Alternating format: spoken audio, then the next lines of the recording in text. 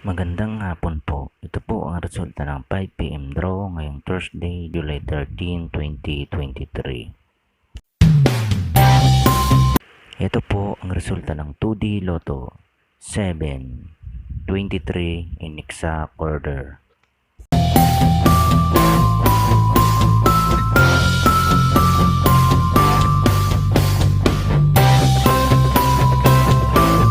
At ito naman po ang resulta ng 3D Lotto 7, 3, 0 in exact order.